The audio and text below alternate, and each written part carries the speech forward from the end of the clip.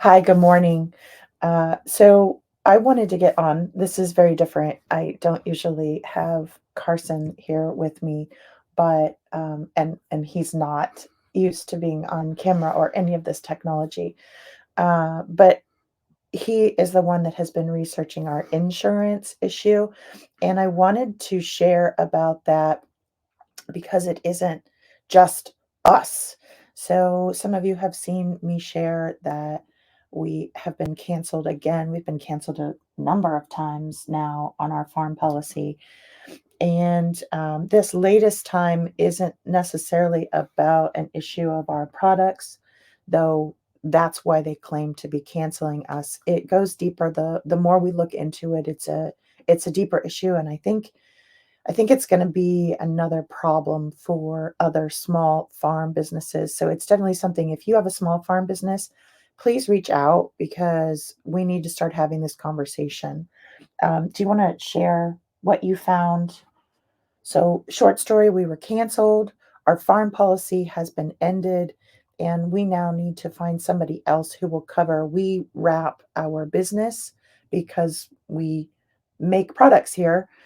We wrap our business, our house, our car, like everything together into our farm policy. So, what did you find out? So basically, over the last 20 years, we've been canceled by insurance at least four times that I can remember. Uh, and We've it, never made a claim, by the way. and it's a challenge because there's always a different reason that they need to cancel you, and it's getting harder and harder to find insurance for a specialty farm. But the issue this time is that they're saying that we're making products. And I don't know of any specialty farm that does farmers markets or has a farm store on their property that's not making a lot of different products. You have And to diversify to stay alive on a small farm. You can't just grow corn and be okay. exactly. So what we're being told by our insurance agent at this point is that we were canceled because we're making products, and whether it's a supplement or any other product. um, And it doesn't matter whether it's on the cottage industry list in your state and you're fine. It's any kind of alteration of you grew it, you picked it, you can sell that, but you can't alter it. Specifically, what I was told by our insurance agent is now the underwriters will not give you a policy if you are making a product on the farm or selling a product on the farm. So they're basically setting it up to where if you're going to be any kind of a small specialty farm, that eventually, you know, you'll probably be found out and required to get commercial insurance. So that's going to be much more costly, and it's going to have a huge impact potentially on a lot of different farms, people that we know. People that, I mean, we were talking about maple syrup. You pull that out of a tree as sap, but then you boil it down. Boiling it down to make maple syrup is a process that you've altered what you harvested. If you have a farm stand, which a lot of people do, that you're selling your maple syrup or your honey, if you've made soap in your farm stand, that's not a farm anymore.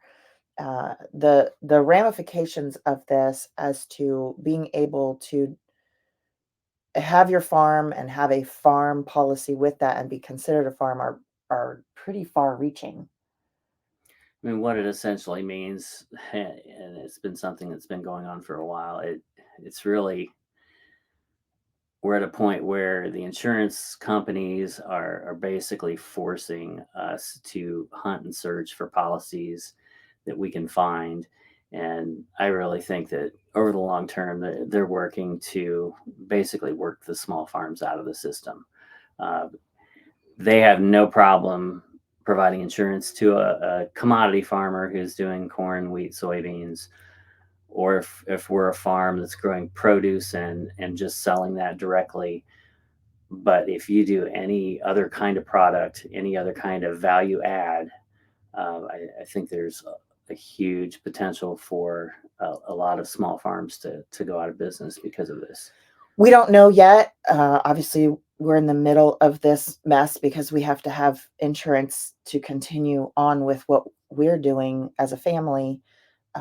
And we don't know what a commercial policy is going to look like.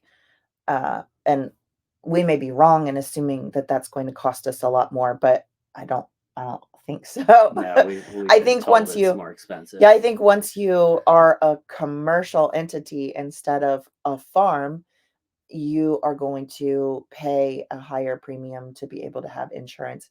And it's ironic because the farms around us, if they have huge crop failures, that's a huge claim. If they have an accident, if their combine breaks down, it's a multi-million dollar piece of equipment. It's big ticket items. To continue to insure that as a farm, but to refuse to insure somebody who is a small, uh, diversified farm making soap or tea or syrup or whatever else they're making, those claims, it's going to be like up an oven broke, or somebody had there was a small theft, or the other thing that they're having issue with is agritourism, which here in the state of Ohio is actually it's supposed to be encouraged. Can you talk a little bit about how we're covered there? Well, um, it's a broad definition and it covers a lot of different things. We do uh, different kinds of events as a small farm. So we not only do the traditional tours, but we also have events where we basically do other things or highlight what we do on the farm. So we do pizza dinners, tea parties, things like that. And in talking with insurance agent at this point, now it seems that if if it's any kind of an event that's not just a tour, that potentially becomes a problem. And when you couple that with the fact that they don't want you to produce a product or sell the product on the farm, what's the point of agritourism? Again, we're back to the point at which the underwriters who are basically calling the shots throughout the insurance industry are redefining things to the point at which you cannot function as a small farm unless you find a specific way to make the traditional vegetable production work. So we're hoping to find a solution to this, and hopefully our insurance agent, she's working diligently like she always has to bounce us from one policy to another as different companies decide that they're not going to provide insurance to small farms. So we'll see if we can find something. But I mean, the Ohio Revised Code. Well, that's also the challenge.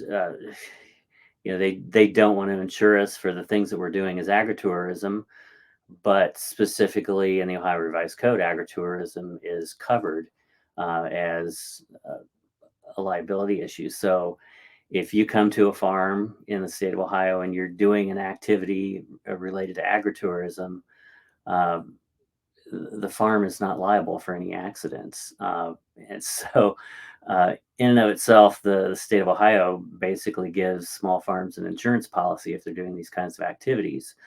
But yet, the underwriters apparently don't seem to understand, the legal protections that we have as farms in certain states like Ohio.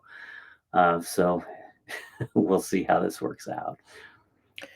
Yeah, so if you're a small farm and you're thinking this is going to catch you up, I mean, we did not change anything about our policy. We didn't make a claim. There wasn't anything that caused this conversation. They simply decided to audit a policy that has been paying quietly all along and not causing any trouble. They decided to audit us and go through all of our stuff, our social media, our website, our like everything. And then they concluded that we don't comply with the terms of our policy, because because we define farm differently than they define farm. And so they ended us, they canceled us. Um, if you are making it, so it's not that if you make a claim or you ask a question, you're going to get caught making making tea on your farm. They're looking, they're purposely looking for whatever reason. They're going through people's farms to decide whether or not they can keep them or not. I hate all the conspiracy theory talk, but man, if there if there's a movement to go through all the farms that are out there, the small farms, and decide whether or not they're a farm or not, uh, it feels like a concerted effort to get rid of small farms.